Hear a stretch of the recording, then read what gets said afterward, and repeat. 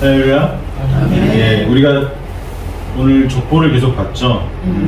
족보를 보면 여러분 무엇을 알 수 있을까요? 위에 누가 있어요? 그렇죠. 뿌리. 우리의 조상이 어떤 일을 하였는지, 우리 조상이 누구인지를 알 수 있겠죠. 그 다음에 어떤 일을 하였는지를 알 수 있습니다. 때문에 우리는 누군가의 족보를 보면요, 그 집안을 평가할 수 있어요. 이 집안이 어떤 집안이다라는 것을 그 족보를 보고 평가할 수 있습니다. 예를 들어서 그 족보에 기록된 이름 중에 역사에 의인으로 기록될 이가 있거나 혹은 악인으로 기록될 이의 이름이 있다면 우리는 그 이름들을 통해서 그 집안과 후손들을 평가하죠. 아, 좋은 집안이다. 아, 정말 악한 집안이다. 때론 자신의 손주가 한 일이 부끄러워서 자신의 뿌리를 숨기는 이들도 존재합니다. 특히 대표적인 외국노들을 조상으로 두고 있는 이들은 더욱 그렇겠죠. 또한 족보를 통해서 같은 뿌리를 가진 이들이 서로 만나게 되면요, 우리나라는 특히 매우 친근하게 느껴지죠. 특히 한국 사회를 보면요, 처음 보는 사이인데도 불구하고 성이 같으면 어디 성씨인지를 따져봅니다. 어디 성씨입니까? 어디 성씨라고 하면은 그러면 뿌리 같다고 한다면 그 다음에는 그 성씨의 어느 파에 속했는지 어느 파인지 물어보고, 또 파가 같으면 또 어떻게 해요? 학렬을 또 물어보죠. 학렬을 물어보면서 학렬이 어떻게 되는지 이제 순식간에 따지죠. 만약에 같은 성씨와 같은 파에 학렬을 따지면서 서로 간의 촌수를 순식간에 계산하고 호칭을 정합니다. 내가 당신의 할아버지 뻘이다. 그러면서 그렇죠? 마치 아주 오래전부터 알고 지냈던 친척을 보는 것처럼 굉장히 반갑고 살갑게 대하기도 하죠. 맞죠? 왜 그런 것일까요? 왜냐하면 서로 같은 뿌리를 가지고 있다는 유대감 때문일 것입니다. 같은 뿌리를 가지고 있다. 우리가 교회를 지칭할 때 우리 뭐라고 하냐면 그리스도의 몸이라고 하죠.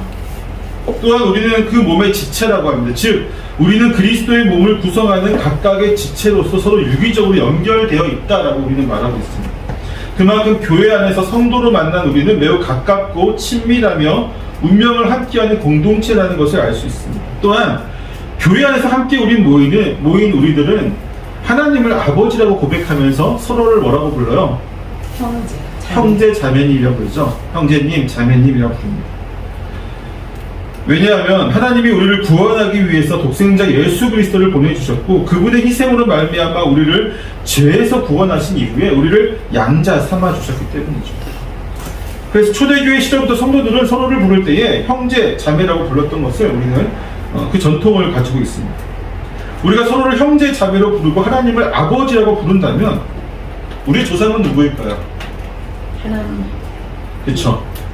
그렇게 예수님의 족보가 결국 하나님께로 올라간 누가복음의 족보처럼 우리는 결국 하나님과 또 아담의 후손이 될 수밖에 없는 것이죠. 창세기 5장의 족보는요, 하나님의 형상이 어떻게 이 땅에서 이어지고 있는지를 우리에게 잘 보여줍니다.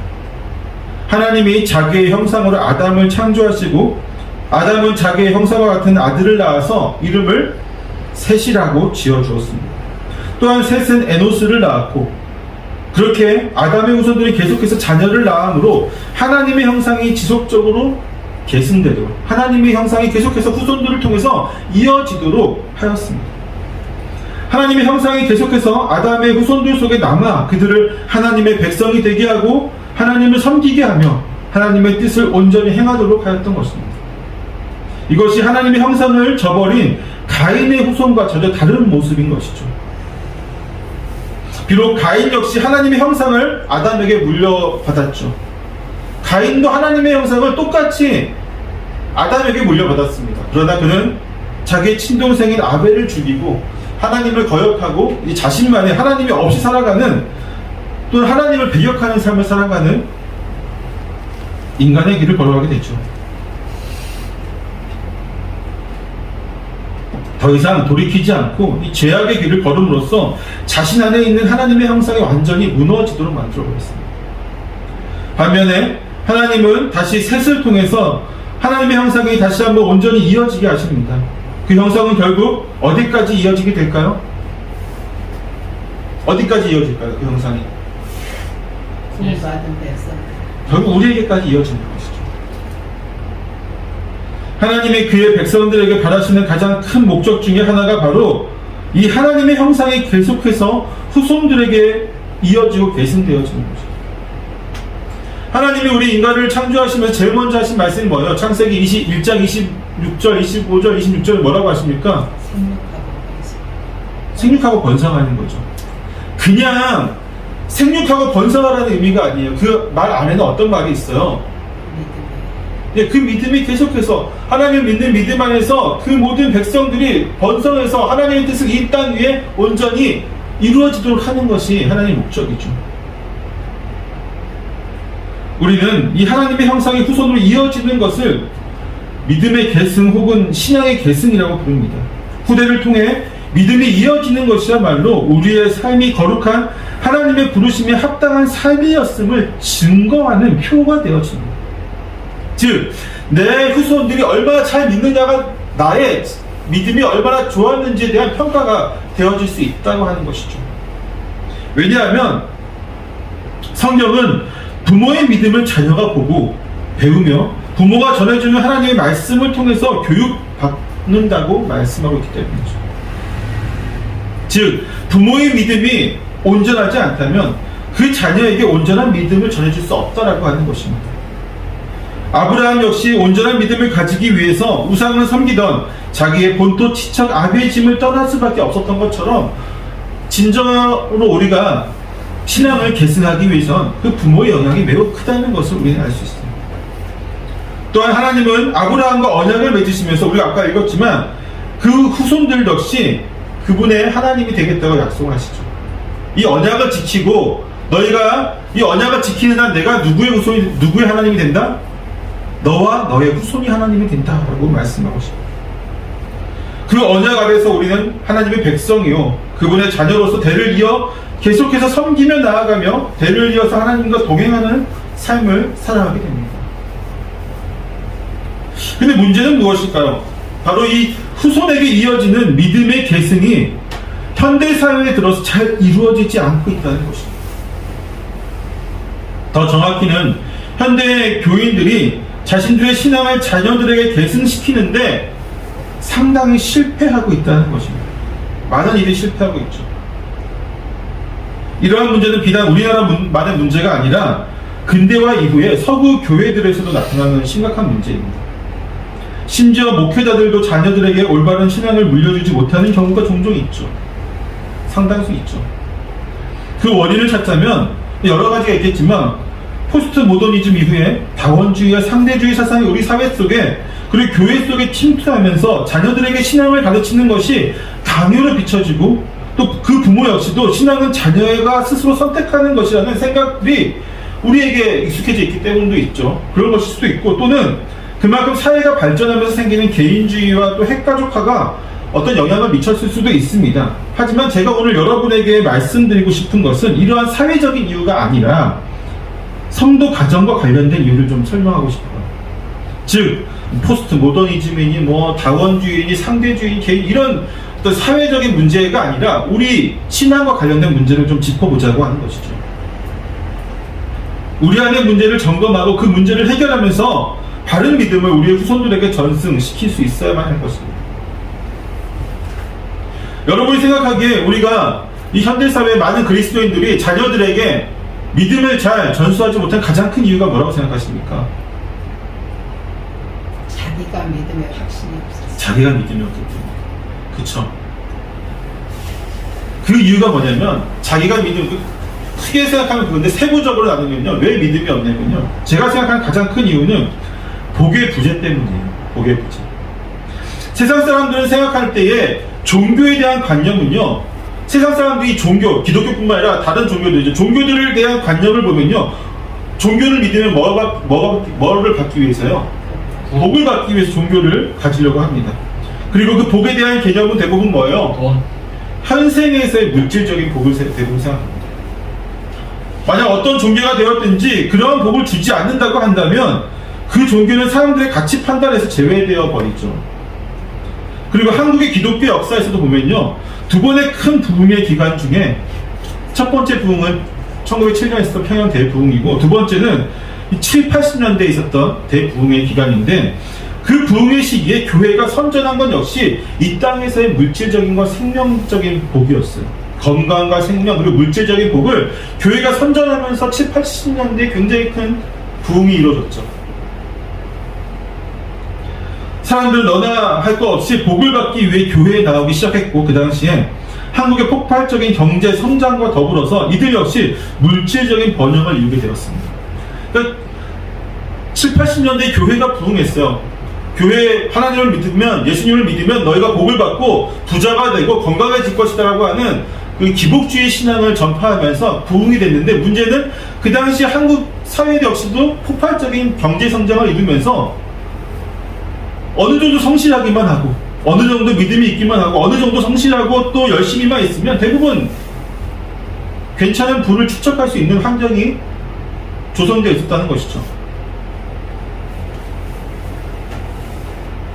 근데 그렇게 되다 보니까 마치 교회를 다니니까 물질적인 복을 받게 된 것처럼 교유 신학에 이렇게 왜곡된 복의 사상이 전해지게 되죠.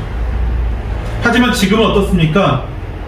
경제 성장은 둔화되었고, 교회를 다닌다고 다니는 것과 무관하게 더 이상의 경제적인 특수를 누릴 수 있는 세대는 지나가 버렸습니다.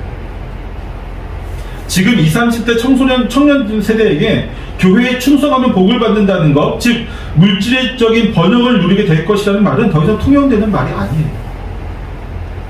오히려 그들은 그렇게 열심히 교회에 충성을 다하셨는데, 내 부모 역시 그렇게 했는데 왜 큰 물질적인 복을 받지 못했는지를 따지면서 교회를 떠나는 일이 더 많습니다.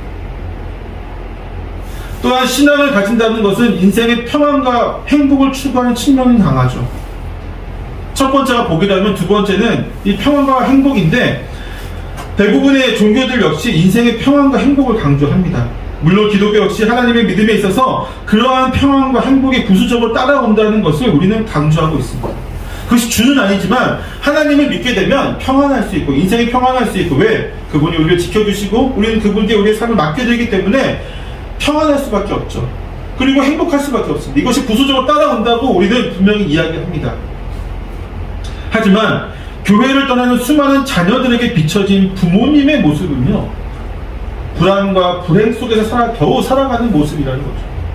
자녀가 보기에 내 부모가 평안하냐, 내 부모의 삶이 평안과 행복을 가득 차는 것처럼 보이지 않는다는 거예요. 오히려 항상 불안에 떨고 있고, 항상 불행하다고 생각하고 있고, 항상 힘겨워하고 어려워하는 모습만 보이니까, 왜? 내 부모가 그렇게 열심히 하나님을 믿었는데 그럼에도 불구하고 행복해 보이지 않느냐, 복을 받지 못한 거 아니냐.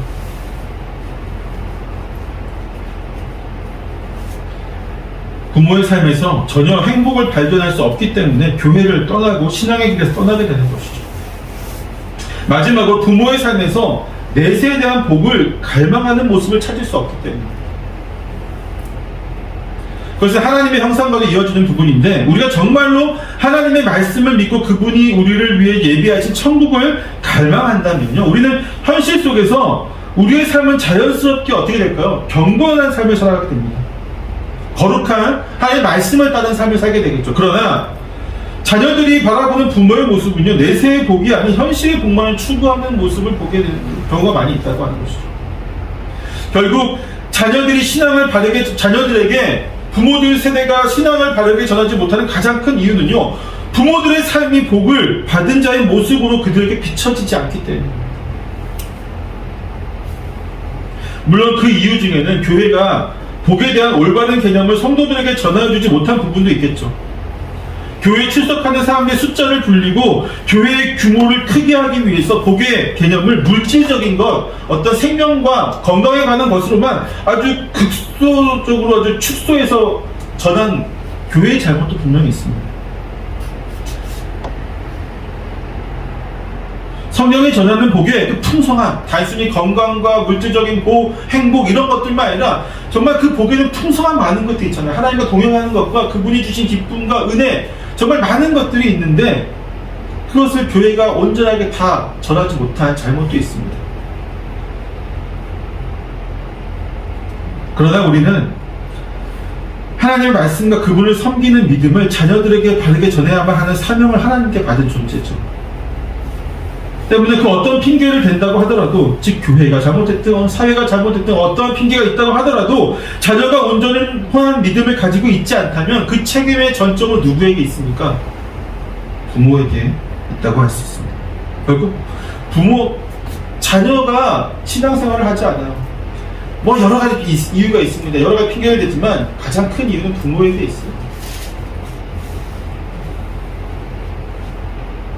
사랑하는 성도 여러분, 우리는 분명히 복을 받은 존재입니다. 믿으십니까? 아멘. 제가 수십 번, 수백 번 강조했지만 우리는 이미 교회에 나온 사실 하나만으로도, 즉 하나님의 선택을 받은 그분의 백성이 되었다는 그 사실 하나만으로도 충분하고도 넘칠 정도로 복을 받은 존재입니다. 시간상 지금 다시 복에 대한 모든 것들을 여러분에게 설교하고 설명할 수는 없지만 다음에 또 기회가 있으면 복에 대해서, 그 풍성함에 대해서 여러분에게 설교를 할 것이지만, 하나님 백성이 되고 그분의 자녀가 되어 유업을 잇는 자가 된 우리는 세상과 비교할 수 없는 복을 이미 받은 존재입니다. 그러한 우리의 삶이 비록 우리 자신을 그렇게 생각하고 있지 않다고 할지라도 자녀들이 바라보기에는 복과는 너무 거리가 먼 삶을 살아가고 있다면요, 우린 다시 한번 하나님과 우리의 관계를 고민해 봐야만 합니다. 그분이 우리에게 주신 100%신 모든 은혜를 다시 한번 누릴 수 있도록 삶의 자세를 바꿔야만 하겠죠. 자녀가 보기에는 내 부모가 복을 받은 존재처럼 보이지 않는데 나 스스로만 내가 복을 받은 존재라고 한다면요, 그것은 문제가 있는 것이죠. 정말 복을 받은 자처럼 살아가야 됩니다. 하나님이 나를 구원해 주신 그 은혜가 넘치는 기쁨을 표현하고 살아가야 돼요. 하나님이 나를 구원해 주셨는데 그 구원의 은혜 속에서 어떠한 복들이 나에게 이루어졌는지를 선포하며 살아가야 됩니다. 그리고 그것을 누구에게 이야기해야 돼요? 자녀에게 말해야 됩니다. 하나님을 믿으니 나에게 이런 복이 넘치는구나. 자녀가 그것을 듣고 자라야 돼요. 맨날 오늘 직장에 다녀왔는데, 아니 오늘 어떤 일이 있었는데 힘들고 어렵고 고생한 일들만 아이들에게 한다면 그 아이들은 하나님을 믿는 백성의 삶은 고달프다는 이유밖에 보이지가 않습니다. 삶의 자세를 바꿔야만 합니다. 정말로 자녀가 믿음 안에 성공하기를 원합니다. 세상에서 성공하는 것이 아니라 믿음 안에 성공하기를, 그리고 그들이 정말 구원받은 백성이 되어서 하늘의 생명책에 기록되기를 원한다면 여러분 정말 우리가 삶의 자세를 온전히 바꿔야 합니다. 두 번째로, 자녀들에게 신앙을 물려주지 못하는 이유는요, 앞서 내세의 복에서도 잠깐 언급했듯이 우리의 삶의 모습에서 자녀들이 하나님의 형상을 발견하지 못하기 때문입니다. 즉 우리는 하나님의 형상으로 지음 받았음을 통해서 하나님의 뜻에 따라 순종하며 그분의 뜻을 세상에 온전히 전하며 그 창조주의 뜻이 세상에 온전히 이루어지도록 위한 그러한 삶을 살아가야 되잖아요. 그렇죠? 하나님의 형상을 단순히 받았다는 것을 끝나는 것이 아니라 하나님의 뜻이 온전히 이루어지기 위한, 우리를 통해서 이루어지는 그 삶을 살아가야 된다는 것이죠. 또한 우리는 그리스도의 성품과 그분의 삶을 본받는 제자이기도 합니다. 이것은 다른 말로 하면 우리는 하나님을 믿음으로 인해서 인격적으로 반드시 성숙해야만 한다는 것이죠. 동시에 사랑과 자비가 넘치는 삶을 살아야 됩니다. 더불어서 세상의 질서와 평화를 위해서 힘써야 하는 존재가 되어야만 합니다. 다시 한번 말씀드릴까요? 인격적으로 성숙해야 돼요. 하나님의 말씀 안에서 당연히. 그리고 우리 주변과 하나님을 사랑하는 마음과 우리 이웃을 사랑하는 마음이 말씀 속에 기록되듯이 분명히 우리 안에 있어야 됩니다. 더불어서 이 세상의 질서와 또 평화를 유지하기 위해서 우리는 적극적으로 움직이는 존재가 되어야만 합니다. 과연 우리의 자녀는요, 우리의 삶의 모습 속에서 이러한 것들을 발견할 수 있을까요? 하나님의 형상을 온전히 발견할 수 있겠습니까? 하나님을 믿는 자의 모습은 이러한 것이라고 하면서 우리는 당당하게 우리의 자녀들에게 내 삶을 본받으라고 말할 수 있을까요? 그런 존재가 되어야 됩니다. 그것이 우리의 모습이 되어야 되고요, 그것이 여러분에게 자녀를 주시는 하나님의 목적이에요. 아직 자녀가 없으신 우리 청년들은 반드시 기억합시다. 하나님이 나에게 자녀를 주는 건 복입니다. 근데 그냥 복이 아니라 그 복에는 의무도 같이 이루어져요. 이 자녀를 하나님의 뜻에 따라 온전히 키워야만 하는 의무가 우리에게 반드시 주어진다는 것이죠. 그러기 위해선 우리가 온전한 모습을 보여야, 신앙인의 삶의 모습을 반드시 온전히 보여야 됩니다. 마지막으로 우리가 자녀들에게 신앙을 물려주지 못하는 이유는요, 우리 스스로도 교회를 신뢰하지 못하기 때문입니다. 신앙인들이, 그리스도인들이 교회를 신뢰하지 못하는데, 더 정확히는 교회의 교육이 자녀의 성공을 책임져 주지 못한다고 생각하기 때문이죠. 이 역시 앞서 복의 개념에 대한 잘못된 이해에서 비롯된 것이긴 하지만, 무엇보다도 부모들이 자녀들에게 바라는 것이 구원, 믿음, 그리스도를 닮아가는 것 등등에 앞서 설명했던, 우리가 인격적으로 성숙하고 또 주의 말씀 안에서 세상을 사랑하고 하나님, 이웃을 사랑하고 하나님을 사랑하고 세상의 질서와 하나님 뜻에 따라서 질서를 유지하고 평화를 유지하는 그러한 존재가 되는 것, 내 자녀가 그런 존재가 되는 것을 바라고 소망하는 것이 아니라, 세상에서 성공하기를, 물질적으로 복을 받고 더 크게 되고 더 높아지는 것을 부모들이 바라기 때문이죠. 아닌가요? 우리가 하나님께서, 다시 한번 얘기하지만, 자녀를 주신 건요, 그 자녀가 하나님의 형상을 온전히 물려받게 하기 위해서요. 근데 부모는 어떤 욕심이 있어요? 하나님의 형상도 있으면 좋지만 플러스 세상적으로도 내 자녀가 아주 높은 자리에 올라가고 크게 성공하고 많은 것, 정말 많은 것을 이루어가기를 소망하죠. 물론 교회에서 이루어지는 모든 교육이 그 자녀를 대학에 보내주는데 크게 도움이 된다고는 말할 수 없겠죠. 부분적으로는 도움이 될 것입니다. 부분적으로 저도 교회 교육이 어떤 영적인 부분이, 어떤 정서적인 부분이라든지 아이들의 성숙한 부분이라든지 도움이 된다고 생각을 해요. 그렇지만 대학을 가는데 직접적인 도움은 되는 것은 아니죠. 교회 교육이. 차라리 그 시간에 문제집 한 권을 더 푸는 것이 대학을 가기 위해서는 사실 더 도움이 된다는 것을 우리는 인정해야 됩니다. 하지만 조금 더 좋은 대학을 가는 것과 영원한 생명을 얻는 것은 사실상 비교의 대상이 될 수 없습니다. 또한 부모들은 자녀들의 입시의 시간 동안만 잠시 신앙에 소홀히 하고 대학에 간 이후에 다시 열심히 믿음 생활을 하면 된다라고 많은 분들이 착각을 하고 있어요. 제가 서울에서 또 경기도에서 수도권에서 부목사로 많이 사역을 하면서 상담을 많이 하면서 부모들이 어떤 말을 하냐면요, 지금 잠깐 고3이고 고2이고 이러니까 지금은 교회에 좀 소홀하고 학원이라든지 뭐 열심히 공부하고 나서 대학교 들어가고 나면은 목사님 걱정하지 마세요. 그러면 우리 아이들 다시 열심히 신앙생활하고 하나님 잘 믿을 겁니다 라고 얘기를 하는 부모들이 있어요. 입시를 위해서 신앙을 포기하는 게 말이 됩니까? 하지만 제가 누누이 얘기하죠. 제가 대학 캠퍼스에서 간사도 해보고 선교단체 활동도 해봤지만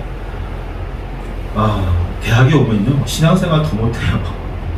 관세가 특히나 만약에 부모와 떨어져서 대학생활과 기숙사 생활을 하고 이런다고 생각해보세요. 그 자녀는요 이미 1, 2년 동안 아니면 심하게 3년 그 이상 동안 신앙 소홀히 했던 것이요 완전히 그 아이들이 하나님을 떠나게 만들어 버립니다. 회복되기 힘들어요.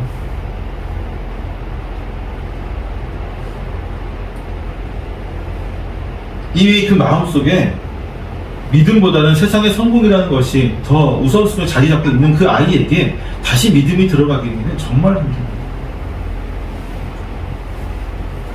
무엇보다도 교회의 가르침은요 그리스도인들에게는 삶의 표준이 되어야만 하는 교육인데도 불구하고 우리는 매번 선택의 순간에서 교회와 말씀의 가르침이 아닌 세상의 이익을 더 소중히 여기며 그것을 자녀에게 가르치기도 합니다.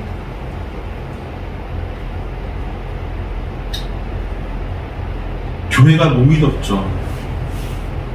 교회가 믿었지 못하다는 것은 다른 말로 하면 내가 교회보다는 세상을 더 믿는다고 하는 것입니다. 이것은 다른 말로 하면 내가 하나님의 말씀보다 세상의 이치와 세상이 추구하는 것을 더 소망하고 바라고 있다는 증거이기도 합니다.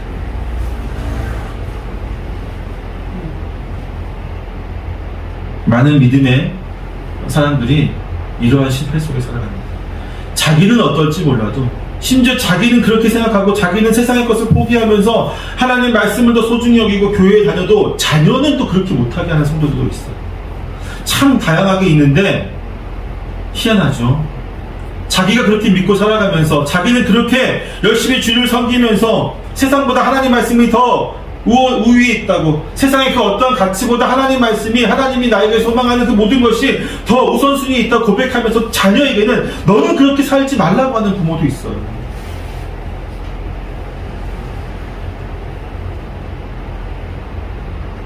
그 이유는요, 내가 생각하기에 내가 하나님만을 사랑하고 살았던 내 삶이 후회된다는 말밖에 안 되는 거예요. 그거는. 그렇죠?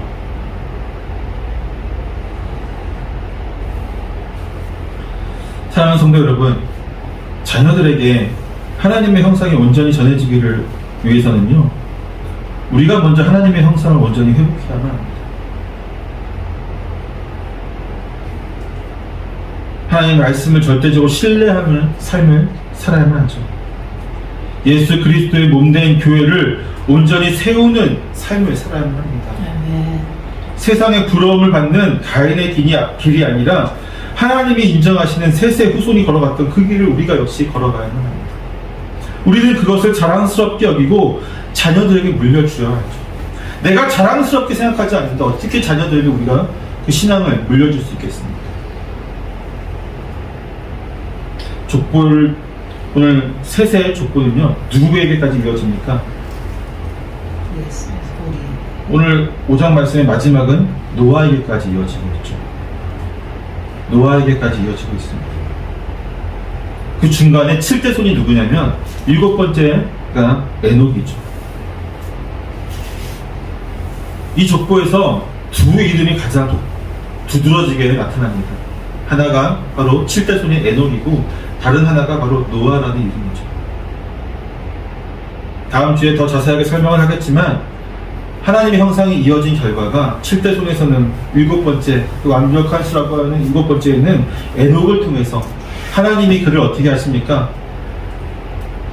죽지 않고 데려가시잖아요. 그렇죠?